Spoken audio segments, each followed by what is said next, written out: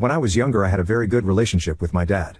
My parents divorced when I was an infant, but I spent weekdays with my mom and weekends with my dad. My dad and I were like best friends, and we had a simple routine every weekend where we'd get 5 Redbox movies to finish during the weekend. We'd go fishing, we'd play soccer, and we'd bike to this little secret playground near the zoo. Something else I was used to was my dad always having new girlfriends that never lasted more than 2 weeks. The only one who lasted longer, a woman I really liked who lasted 2 years, left my dad when I was 10. But my relationship with my dad was the same as ever until I was 12 and my dad met his now wife. This woman has 2 kids, one older and one younger than me. They moved into my dad's apartment after only 2 weeks. My room was already small, but my tiny mattress and 3 small plastic drawers were shoved into the corner of the room to make space for the daughter's bunk bed and dresser. Before I knew it, they started putting my bed in a closet until I came to visit and often would forget to take it out at all.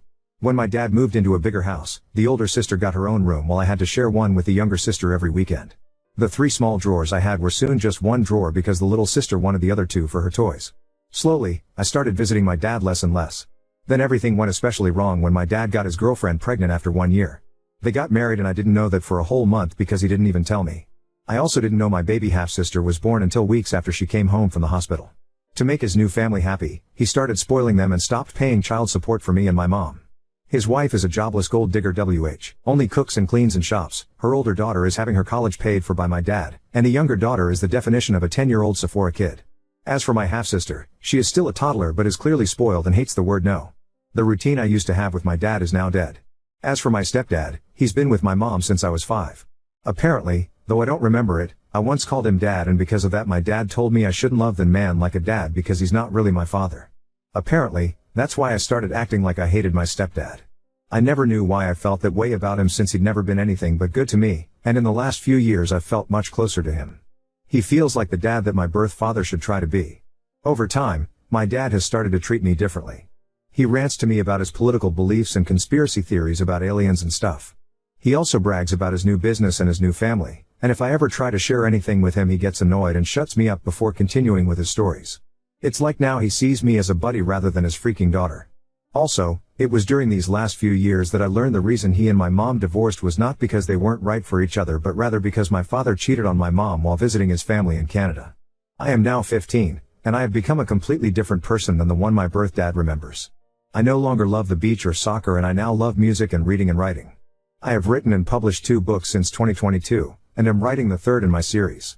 My stepdad supports my dreams and loves me so much that he brags about me to friends and family and calls me his daughter. My stepdad has an actual daughter who I love like a real sister, but she lives up north with her boyfriend and I don't see her often. Still, though, I love them more and I love my birth dad and half-sister who I'm actually related to.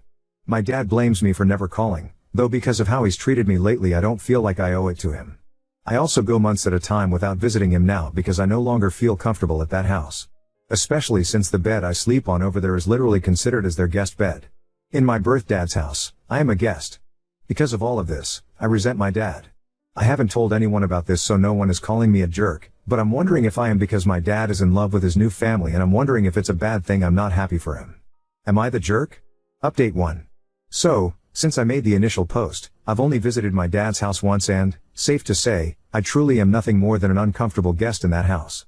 I should start off by saying that every time I spend a few months without going to his house, my dad tries to play all innocent and calls me on Fridays to ask when he should pick me up. I never answer because he always calls me when I'm in a class or busy with studying, so he'll call my mom. But because he never asks me in advance, I tend to have plans on weekends with my cousins, friends, or just to work on writing since I am still working on my 3rd book and it takes a lot of focus that I can't get in his house. Actually, I'm now just gonna call him Eric. He's honestly not been as much of a dad figure to me as my stepdad has. Anyway, it was my mom who had decided I would go over to his house. Despite the fact that Eric hasn't paid child support in over 2 years now and I hate going to his house, my mom says I should just visit from time to time to keep him from getting the court involved. She confuses me, sometimes saying that he's a deadbeat man, but also sometimes saying that he's my loving dad who deserves my respect. However, under the circumstances, I'm fairly certain that nothing would be any different since I never visit him and he doesn't pay child support anyway. In fact, once on Christmas, he bought a bunch of new gifts for his family and wrapped them up and everything, but weeks before Christmas when I was visiting, he drove to Walmart so his wife could do groceries and he handed me $200 and said, "Merry Christmas. Buy yourself something and the rest can be child support or whatever." I bought 2 books, but the rest of the money that was supposedly child support was nothing near to the amount he owed. I have told my mom I would be happier if he lost custody of me and my stepdad adopted me, but she thinks that's too extreme and says, he's still your dad. He deserves your respect and love. Now, about the weekend I visited him, from the minute Eric picked me up, all he talked about was his new family. He talked about the older sister and her boyfriend, the younger sister and the shopping she does, and my half-sister who can now talk a little bit. I stayed silent the whole ride until he asked me a question about my school, and when I answered his question he got frustrated and went into a conspiracy theory rant. I tuned him out for the rest of the drive after that. The rest of the weekend wasn't any better. The older sister did what she always does when I visit and locked herself in her room, only coming out when I left the house or when I was in the bathroom so she wouldn't have to talk to me. And the younger sister had a friend of hers over and her friend had her stuff tossed on my bed and was sitting on it because it's the bed she sleeps in when she has sleepovers. Eric's wife did a poor job of hiding how bothered she was by me visiting. More than once, she has been completely shocked I was visiting because Eric didn't tell her so she couldn't disagree. And also, most of the weekend consisted of Eric taking me and my half-sister to a playground so she could run around with her friends, and I sat on a bench to read but I didn't have much time to myself since Eric kept leaving, and told me to keep an eye on my half-sister who is a wild and fussy kid. I am not a babysitter, and while I am good with kids, that does not mean I enjoy putting my own time aside to look after them when they're not my responsibility.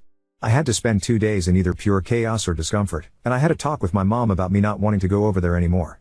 She said that's fine and she won't force me to go anymore, but since she said that before, I don't believe her. I don't have anyone to really talk to about this, and this whole situation is stressing me out because I don't remember my dad ever being as happy as he is now, and I still sometimes feel like I should be happy for him. I don't know what to do, and any advice on anything I could do would be helpful.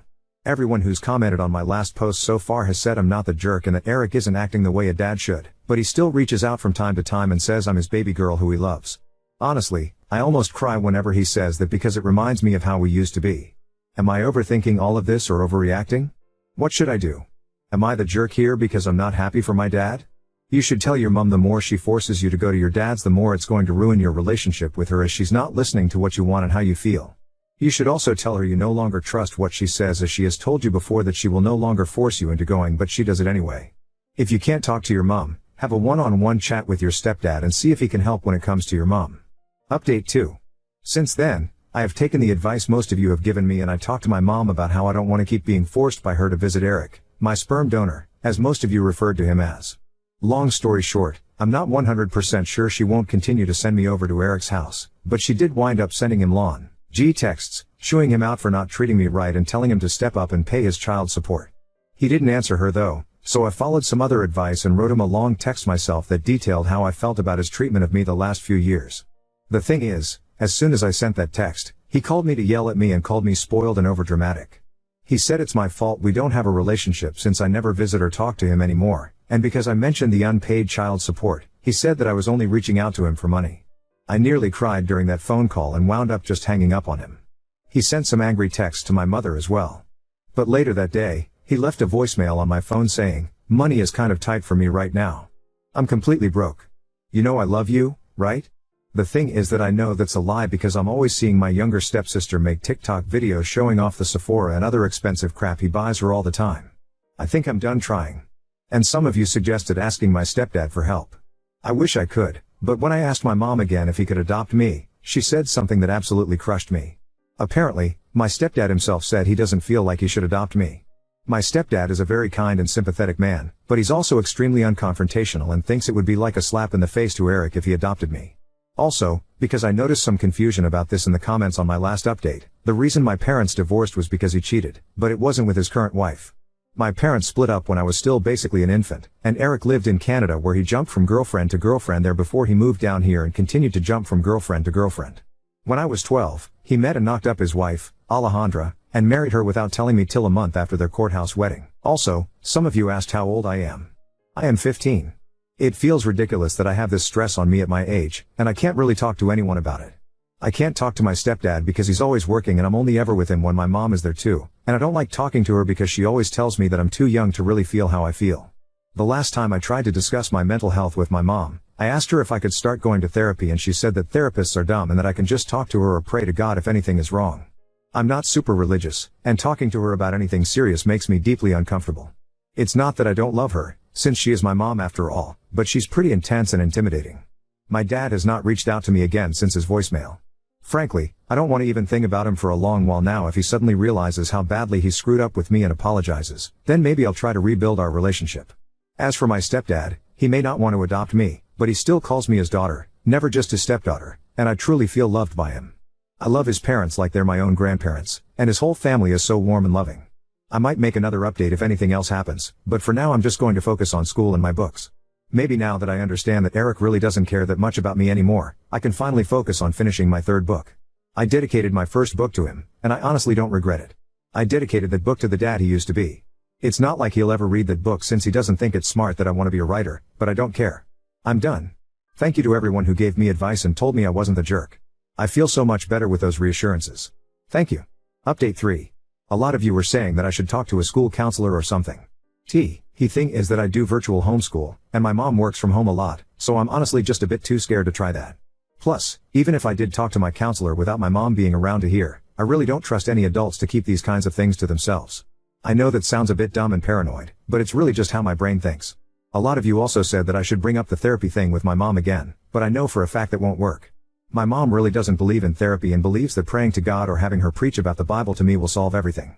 As for my stepdad, I love the guy like a real father, and I see him as my true dad even if he doesn't want to adopt me, but he really is no help with the therapy issue either because he always just agrees with whatever my mom says to avoid arguments. But I'm doing fine right now though, and I honestly think things are going to start getting better. And I think this because I'm pretty sure my mom is finally gonna file for sole custody and court-ordered child support. One thing I guess I should have made clear is that my parents sorted out their custody and child support agreement amongst themselves when they divorced. The agreement is that I spend weekends with my dad, and he pays my mom $100 per week. I'm pretty sure my dad only stuck to that agreement to keep himself looking good until he could finish his US legalization process, since he used to be an immigrant from Canada. Once he was legalized, he stopped paying child support and began spoiling his new fam. Anyway, I went to my dad's house last weekend. This time, my mom didn't force me, and I actually decided I wanted to go because I wanted to give my dad one last chance. He picked me up from my mom's house, and we didn't get down the street before we were fighting. I was excitedly telling him about a business idea I had where I can make book boxes and sell books with DIY necklaces and hand-painted bookmarks that match book covers, and he was telling me my idea was stupid and unprofitable and a waste of money and time. It was an hour-long drive to his house, and he was getting political or angry over every little thing I said. When I told him I was thinking about applying to colleges like Harvard or University of Chicago in the future, he began to yell about all the dangerous Cuban and Mexican immigrants in Chicago and began saying that Harvard is a waste of time since it's just as good as any other college, but rich people go there, which is why it's so famous. I wound up yelling at him that he can't act so high and mighty over non-white immigrants because he was also an immigrant not too long ago. Also, I never understand why it is my dad is always so racist about Hispanic people when my mom and his current wife are both Latinas. He went on one rant after another, and I was so sick of it that instead of staying quiet like always, I actually argued back. Because of that, my dad spent the whole weekend complaining about my bad attitude. I told my mom about all of this. I think the final nail in the coffin that finally pushed her to want sole custody was when I told her about a rant my dad went on about the difference between men and women. I wound up memorizing and writing down everything he said and texted it to my mom. I asked her not to talk to him about it, but she was pissed at him. Here are some of the things he said. 99% of women want to latch on to rich men. Nearly all women are greedy and unloyal. Men don't like successful and independent women because they're prideful and bossy. It's more important for a wife to respect her husband than it is for him to respect her. It is wrong for wives to make more than their husbands, and so much more. And then he smiled and said, "But you're the exception, pretty girl." There was so much more that happened just last weekend, like him saying some of my guy friends don't count as real men sin, say some of them are gay, and trying to tell me my summer volunteering opportunity in DR is a bad idea since the people there are different, even though my mom's side of the family comes from there. I won't list every annoying thing he did, and I'm finally done. This was his last chance, and he blew it. I just want to say I'm pretty sure my mom is not sending me over anymore. She spent all morning looking for my birth certificate because she's wondering if she needs it for court. She wants to get me full-time, and have my dad pay child support. At the moment, he owes a lot of child support, and having him contribute financially would help me so much with preparing for college. Also, I did not mention the names of my books in the other posts. I didn't share them because I didn't want a bunch of internet strangers seeing my social media tags at the back of the book, but I will share the titles with anyone who DMs me. I will probably make another update if anything else happens. Hopefully, my next update will be after we've gone to court. You are not the jerk. Divorces and parenting are complicated. Your bio dad sounds like a real jerk. He is utterly and completely failing you. I understand why your mom and your stepdad are trying to help you have a relationship with your bio dad. It's one of the things parents are encouraged to do in divorces, because most of the time it's better for the kids. And if your parents had a court order that gave your bio dad visitation on the weekends, then she could be in trouble if you didn't go to your dad's.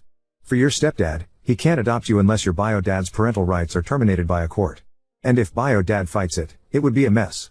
SD's reluctance to pursue the kind of court battle while you are still legally a minor, actually makes sense and, I would strongly bet, has nothing to do with his feelings for you. He shows his love for you and your place in his heart every day. You don't need him to adopt you for to be your father. He already is. Please don't let his concerns about the legal mess trying to adopt you would be make you think he loves you any less. I'm glad your mom is going to go for both full custody and child support. Your bio asshole needs to be held accountable. I'm so sorry for you that you lost your bio dad. He may still be alive, but the father he was is dead. But you did nothing to cause it. He's just putting all his energy into the woman who, I'll say, meets his physical needs and leave it at that. It's an unfortunately common problem.